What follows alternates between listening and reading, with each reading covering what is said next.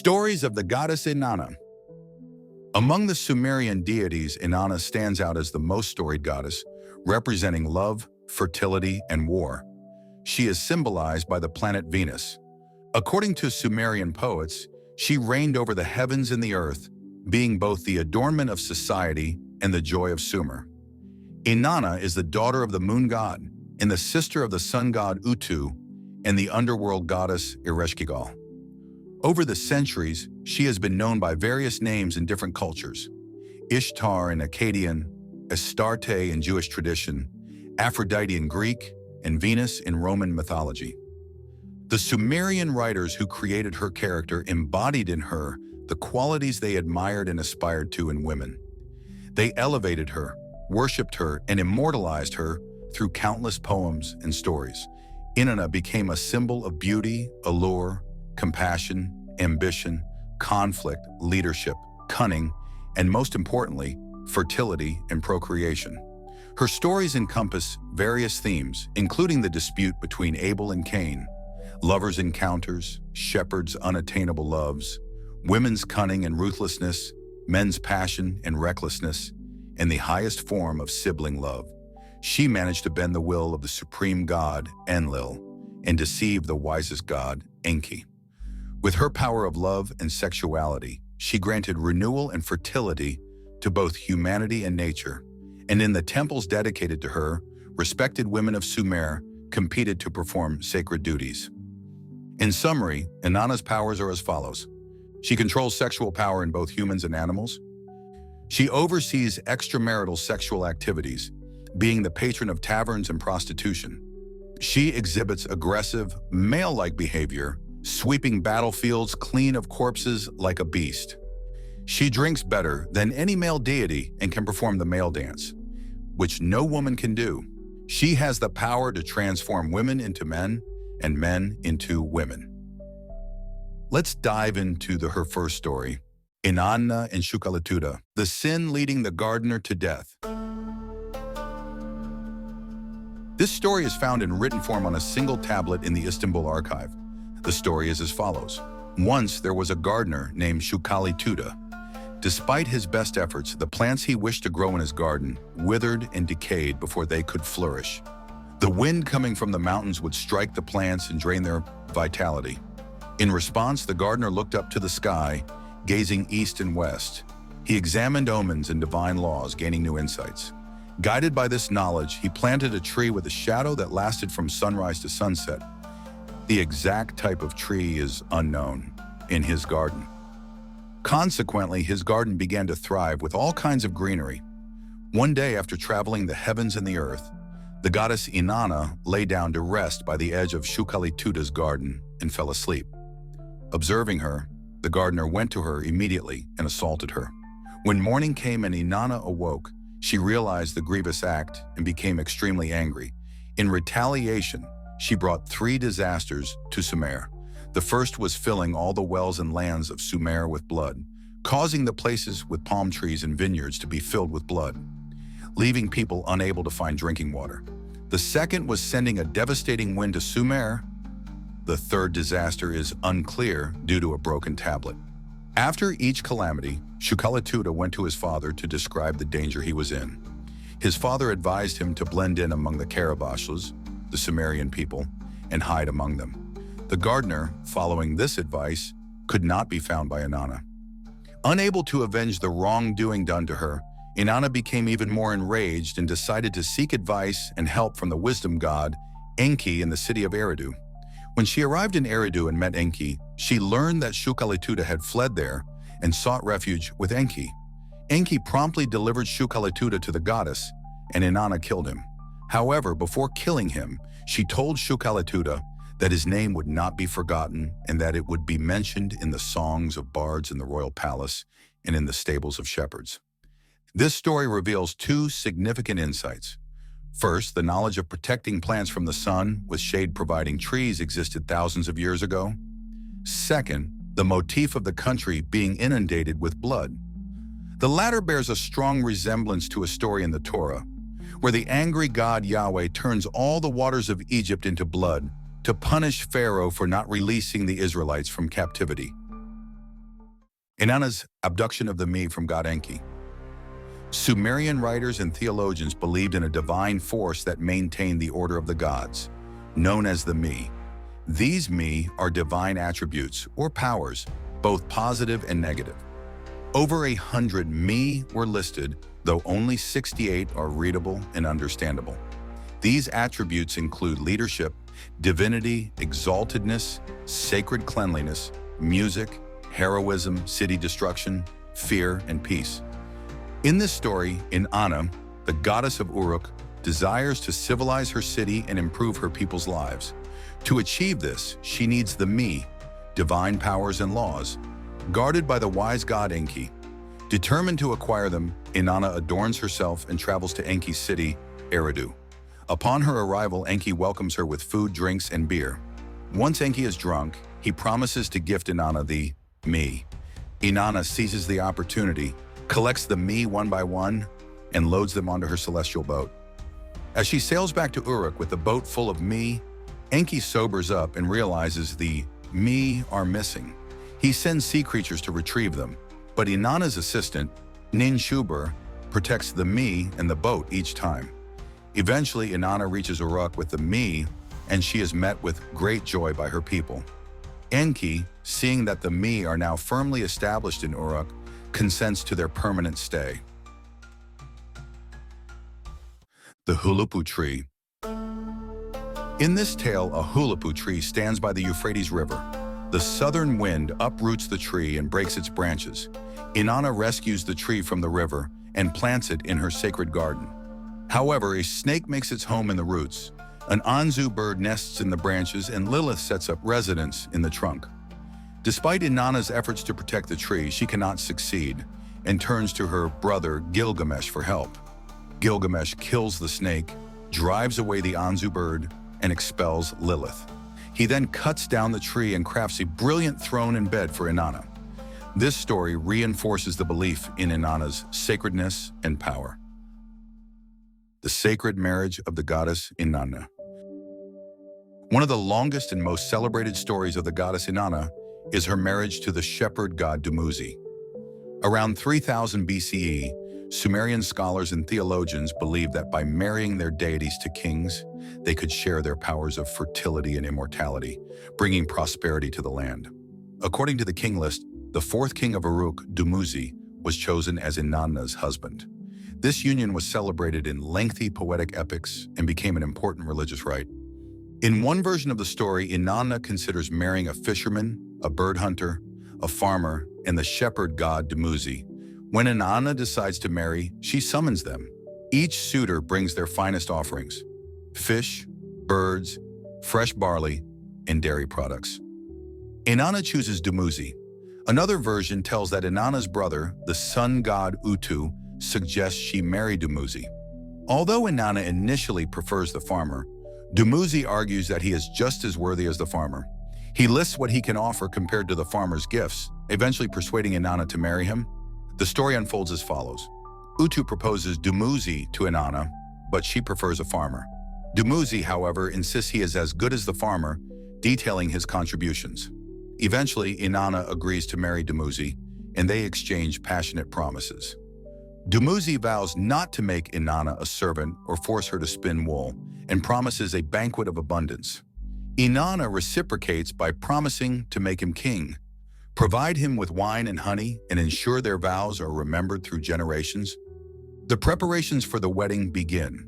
Palm gatherers bring fresh dates for Innana, who selects jewelry from her royal treasury, bathes, dresses, and adorns herself with perfumes and eye makeup. Meanwhile, a bed made of lapis lazuli is prepared, and cedar scents are spread around it. Innana invites Dumuzi to the bed, where he places his hand on her heart and praises their union. As they enjoy their union, Innana describes the pleasures Dumuzi provides, and the marriage begins with joy and passion. However, this joy turns to sorrow when Innana descends to the underworld to visit her sister, the queen of the underworld, Ereshkigal. The rule there is that anyone who enters cannot return. Before her journey, Innana instructs her vizier, Ninshubur, to seek help from the gods if she does not return within 3 days. When Innana does not return, Ninshubur seeks the god's aid. With the help of the wisdom god, Innana is allowed to return, but she must find a substitute. The demons sent to retrieve her visit city after city, causing grief among the gods and goddesses who wear sackcloth and dust themselves. Eventually, Innana arrives in Kulab, where she sees Dumuzi dressed in his finest and in a fit of rage commands the demons to take him. Dumuzi appeals to Utu, who transforms his limbs into a snake to help him escape. However, the demons pursue him. Dumuzi hides in his sister's house and then flees to the fields, where he dreams of his fate. His sister, a dream interpreter, predicts his capture, which indeed happens. With Inanna's help, Dumuzi's sister Inanna takes his place in the underworld for half a year, allowing Dumuzi to return to the surface. Dumuzi emerges in spring, reuniting with Innana, which Sumerian priests believed would bring fertility to the earth, with plants growing, animals reproducing, and prosperity spreading. They mark this time as the beginning of the new year, with grand celebrations symbolizing this union. Sumerian poets and musicians composed explicit love poems for the occasion, performed with lyres and harps. These ancient Sumerian sacred marriage poems have intrigued scholars studying the Bible. The Song of Songs in the Bible contains many similar explicit poems. Scholars have pondered why these poems, which seem unrelated to biblical themes, are included in the Bible. Some suggest that these customs influence later traditions, such as the annual Easter celebrations in Christianity, or the Hıdrellez festival in Turkish culture, which marks the union of Husur and Elijah. The month of July also traces its name back to Dumuzi. Let's end with a passage from a poem where the sun god Utu proposes Inanna's marriage to Dumuzi. Utu, I have grown flax for you, my sister. Innana, dear brother, after you have grown the flax, who will comb it for me? Utu, Innana, I will bring it to you combed. Innana, Utu, after you bring it combed, who will spin it for me? Utu, my dear sister, I will bring it to you spun. Innana, brother, after you bring it spun, who will weave it for me? Utu, Innana, I will bring it to you woven. Innana, brother, after you bring it woven, who will finish it for me? Utu, Innana, I will bring it to you finished. The dialogue continues as the flax transforms into a bridal cloth and the conversation shifts to a new topic. Innana, once it is a bridal cloth, who will lie with me? Utu, the groom will lie with you. The one born from the fertile bed, Dumuzi the shepherd, will lie with you. Innana, no, my brother. The man of my heart is the one who tills the land. The farmer, he is the man of my heart. He gathers plenty of grain. He keeps my granary full. Utu, my sister, marry the shepherd. Why won't you accept him? His cream is good. His milk is good. Innana, marry Dumuzi. Innana, shepherd, I will never marry a shepherd. His clothes are coarse, his wool is rough. I will marry the farmer. The farmer grows flax for my garments, he grows grain for my table. The dialogue then shifts as Dumuzi begins to defend himself. Dumuzi, the farmer has more than me. What does the farmer have more of? If he gives me a black robe, I will give him my black sheep. If he gives me a white robe, I will give him my white sheep. If he gives me the best beer, I will give him my yellow milk. If he gives me good beer, I will give him my sour milk. If he gives me watery beer, I will give him my herbal milk. If he gives me good bread, I will give him honey and cheese. I will give him my sweet milk. What does the farmer have more of? Next, the farmer and the shepherd reach an agreement, and the shepherd invites the farmer to his wedding. Shepherd, farmer, you will be considered my friend at the shepherd's wedding. Farmer and Kimdu, you will be considered my friend at my wedding. Farmer, I will bring you wheat, beans. I will bring you lentils. I will bring you grain and beans. Girl, I will bring you whatever you need. Innana, if my mother Ningal were not here, you would be outcast. If my grandmother Ninkiguga were not here, you would be outcast in the fields. If my father Nana were not here, you would not even have a roof over your head. Dumuzi continues to defend himself. Dumuzi, young lady, do not quarrel with me. Innana, let us discuss this. My father Enki is as good as your father Nana. Innana, let us discuss this. My mother Surtur is as good as your mother Ningal. Innana, let us discuss this. I am as good as your brother Utu. Innana, let us sit and talk at Queen of the Palace. Let us sit and talk. The poet interjects with a reflection on their words. Their words became words of desire. What began as a quarrel ended in love. Innana, I turned my gaze upon the people. Dumuzi was chosen as king of the land. Dumuzi, beloved of Enlil. My mother will always love him. My father will exalt him. Dumuzi, I will not take you into slavery. Our table will be abundant. O my bride, you will not weave for me. You will not shear sheep for me. O Innana, I am not taking you into slavery. My mother will be your mother. My maid will be your maid. My sister will be your younger sister. You, young Innana, will be his desire.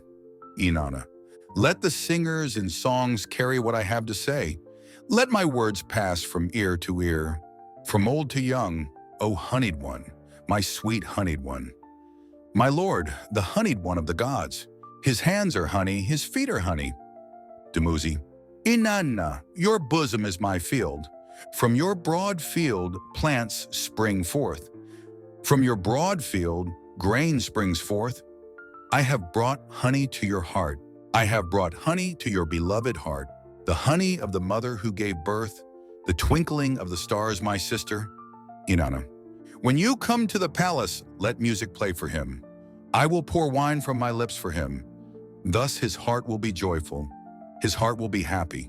Let him come. Let him come. And so they married. After a while, Innana descends to the underworld to visit her sister Ereshkigal, who is the goddess of that realm. Innana is supposed to offer condolences for the death of her sister's husband. However, her sister suspects that Innana's true intention is to take over the underworld and becomes very angry. The poem describing this is as follows. Poem, she placed the great above in her mind from the great below. The goddess placed the great above in her mind from the great below. Innana placed the great above in her mind from the great below. She left the heavens, she left the earth. She descended into the underworld. Innana left the heavens and the earth. She descended into the underworld. She left the throne of the kingdom. She left the throne of the queen. She descended into the underworld. She took with her the 7 divine rules, collected all the divine rules in her hands, piled all the rules at her feet, placed the crown of the plains, the shugura, on her head. She curled her hair and let it fall on her forehead, took the measuring rod made of lapis lazuli in her hand, wore the small lapis lazuli necklace around her neck, placed the double new stone on her chest, put on a golden bracelet on her arm, wore the come plaque on her chest, dressed in the lady's ceremonial gown, applied the must come eye makeup. Innana walked towards the underworld. Her minister Ninshubur went with her. Innana said to her minister, "O my eternal support, my appropriate spoken minister, my truthful knight, now I am descending to the underworld. When I reach the underworld, mourn for me in the ruins, according to tradition. Play the drum for me at the sacred assembly. Walk through the house of the gods for me. Scratch your eyes for me. Scratch your mouth for me. Dress as a beggar for me. Direct your steps to Eker, the house of Enlil. When you reach Eker, the house of Enlil, cry before Enlil. O Father Enlil, do not leave your daughter dead in the underworld. Do not let your precious metal be covered in the dust of the underworld. Do not let the good lapis lazuli be broken by stonemasons. Do not let the cedar wood be cut by woodcutters. If Enlil does not heed you, go to Ur. When you enter the temple of Ikishnugal in Ur, cry before Nana with the same words. If Nana does not heed you, go to Eridu. Cry before Enki. Father Enki, Lord of wisdom, he who knows the bread of life, he who knows the water of life, will certainly bring me back to life. Innana walked towards the underworld, said to her minister Ninshubur, Go Ninshubur, do not neglect the command I gave you.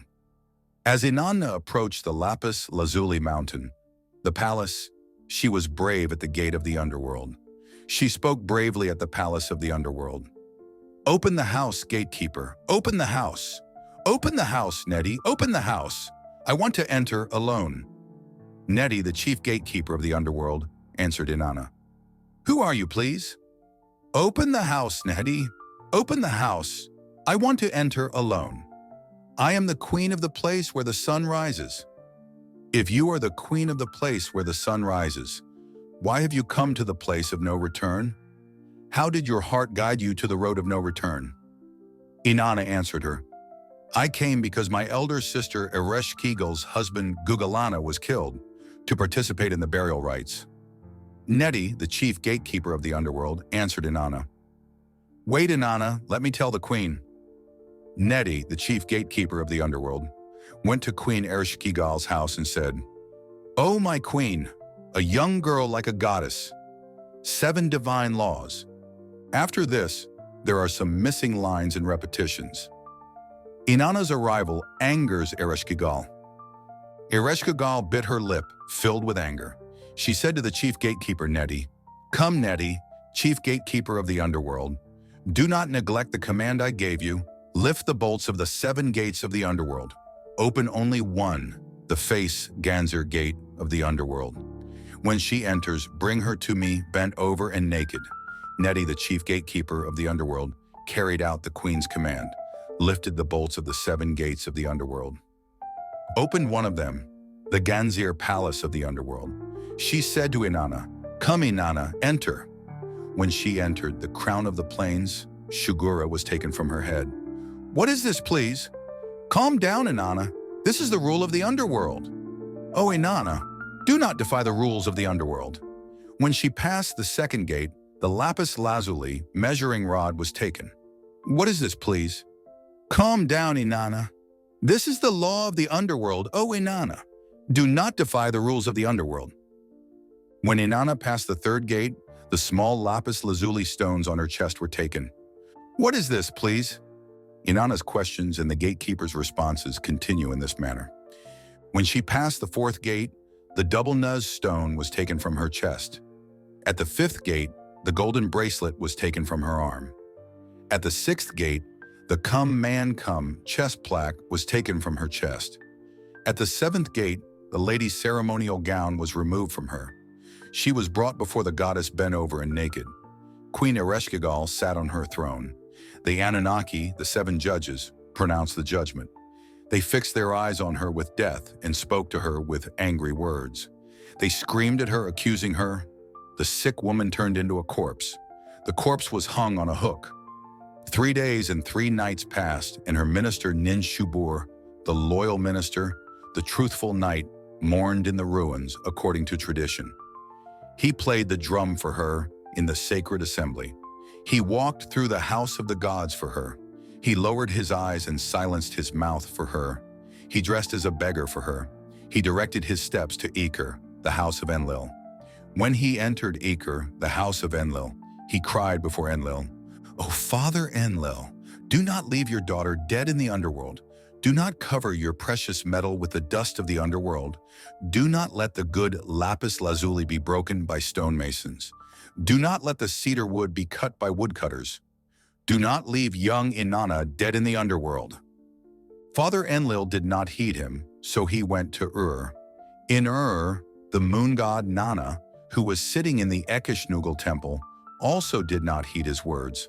From there, Ninshubur went to Eridu, to the house of the wisdom god Enki, and told him the same words.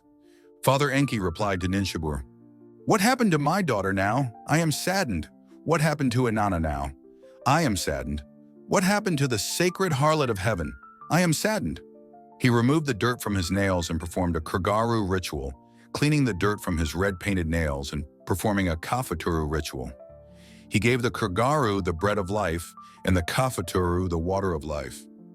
God Enki instructed them to go to the underworld, not to take the river water or the grain of the field, but instead to request the corpse of the goddess hung on the hook and to place the water of life and bread of life on it. The Kurgaru and Kafaturu went to the underworld. They offered the river water to them, but they did not take it. They offered the grain of the field to them, but they did not take it. Give us the corpse hung on the hook, they said to the goddess. Queen Ereshkigal replied to them, "That corpse is your queen's. If it is our queen's corpse, then give it to us," they said. The corpse was given, and they placed their offerings on the corpse, and the goddess revived. As Innana was about to leave the underworld, the Anunnaki caught her. Who can descend to the underworld and emerge unscathed? If Innana is to come out of the underworld, let her provide a replacement. Innana emerged from the underworld. Little demons like sugar reeds and large demons like dubbin reeds surrounded her. Her minister was not with her, but he carried a banner. Her knight, the truthful Ninshabur, the appropriate spoken one, saw her. He saw that there was no one to replace her. He took a little demon in his place. Finally, Innana went up to the heavens. Innana returned to her position, seated on her throne in heaven. She had the little demon take the place of her minister. The Anunnaki examined the goddess of love and war. The gods passed their final judgment on her, Innana and Bilulu. In the final tale of the goddess Innana, as recounted by a poet, the goddess is deeply distressed after sending her husband, Dumuzi, to the underworld. His tomb stands lonely in the fields. Innana wishes to bring some cheer to his resting place and make it more festive. After Dumuzi's descent to the underworld, it is reported that his barns and stables are in ruins and his livestock has scattered across the fields. Innana asks her mother to send her to the location of her husband's barns. With her mother's permission, she goes and is heartbroken to find the barns in disarray and the animals scattered. There, she creates a song for her husband. "Hey, you lying here, shepherd, get up and look around. Dumuzi, you lying here, get up and see what's happening. Wake up in the day, see my plight. Wake up at night, see my plight." Near the barns, Innana encounters three deities. One is Bilulu, a skilled businesswoman. The second is her son, Gurgair, a scheming capitalist. And the third is Gurgair's son, Siru-Edintila, known for his endless chatter. These deities seem to have gathered to claim Dumuzi's barns and sheep for themselves. Innana's heart, filled with anger, instructs her to kill Bilulu, thus bringing joy to her husband and his resting place. Innana catches Bilulu in the fields and declares, "I will kill you, erase your name, and turn your body into a water jug. Your son will become a protective spirit named Udug, and the other child will become a good spirit named Lamina." True to her word, Innana kills Bilulu, gives her son Gurgair to the wind, and sends the chatty and friendless Siru-Edintila to a place called Ishtar. Innana transforms Bilulu's corpse into a water jug, filling it with water and placing it by Dumuzi's tomb. This way, those who pass by can drink from the jug and say, "To Dumuzi's health," thus bringing some cheer to Dumuzi's resting place. Here are a few lines from the associated poem. "My dear lady, what did her heart want her to do? Sacred Innana, what did her heart want her to do? Kill Bilulu," said her heart. Her beloved husband Dumuzi, Amashum Galana, wishes his resting place to be cheered. She stood to judge, decreeing her fate. "Now I will kill you, Bilulu, erase your name. You will become a water jug for the fresh water of the fields. Your son Gurgir will become the Udug of the fields and Lamina of the fields. And your gossipy son, Siru-Edintila, will go to the fields."